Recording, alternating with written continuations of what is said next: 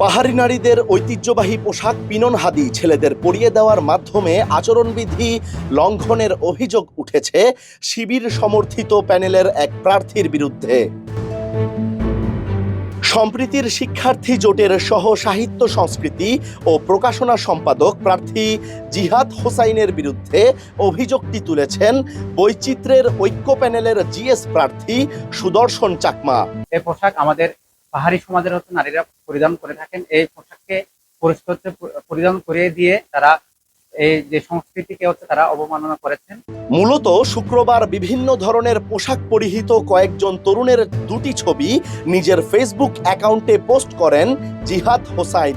এর মধ্যে কয়েকজনের পরনে ছিল পাহাড়ি নারীদের ঐতিহ্যবাহী পোশাক পিনন হাদি। অবশ্য সমালোচনার মুখে কিছুক্ষণ পর ছবিগুলো মুছে দেন তিনি।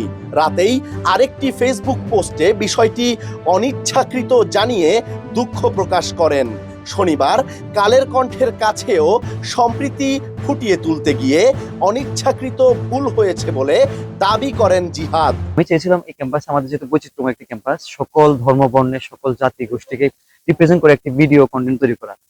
তো সেখানের মধ্যে আমি সম্প্রীতির একটা প্রমাণ দিতে বা বার্তা দিতে গিয়ে আমার একটু আমাদের যে কস্টিউম ডিজাইন করেছে আমাদের যে টিমটা ছিল মিডিয়া টিম বা আমার যে টিমটা ছিল, সেই মিডিয়া টিমের যিনি কস্টিউম ডিজাইনার ছিল তিনি যে কস্টিউমটা এনেছে সেই কস্টিউমটা নিয়ে পরিধান নিয়ে একটু ঝামেলা হয়েছে। আপনারা জানেন, অবগত আছেন, এবং আমাদের কিছু ভাইরা কষ্ট পেয়েছে, আমি এটা অবগত আছি। তো আমাদের ওই যিনি কস্টিউম ডিজাইনার ছিলেন তিনি মূলত জানতেন না যে এটা আমাদের যে চাকমা বোনরা আছে তারা পরে, অথবা আমাদের সনাতন যে বোনরা আছে তারা পরে। তো আমাদের হয়েছিল কি, আমরা উপরেরটা ঠিক ছিল, আমাদের নিচে যে পাটটা ছিল সেটা আমাদের আপুদেরটা আমাদের কিছু ভাইরা রিপ্রেজেন্ট করেছে। তো যখন আমি এটা দেখতে পেলাম, আমি সাথে সাথে আমি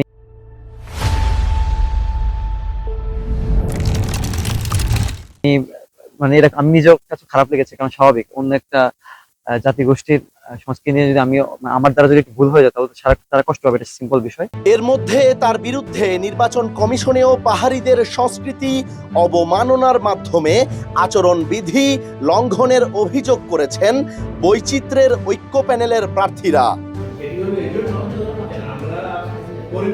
এদিকে অভিযোগের কথা স্বীকার করে প্রয়োজনীয় ব্যবস্থা গ্রহণের কথা জানিয়েছেন প্রধান নির্বাচন কমিশনার অধ্যাপক ডক্টর মনির উদ্দিন। অভিযোগ পাওয়ার পরে আমি ওনার সাথে কথা বলেছি এবং এই কপিগুলো আমি ওনার কাছে পাঠিয়েছি এবং ওনার সাথে কথা বলে ওনাকে বলছি এই ব্যাপারে যথাযথ ব্যবস্থা গ্রহণ করা। গত 28 আগস্ট চাকসু নির্বাচনের তফসিল ঘোষণা করে নির্বাচন কমিশন।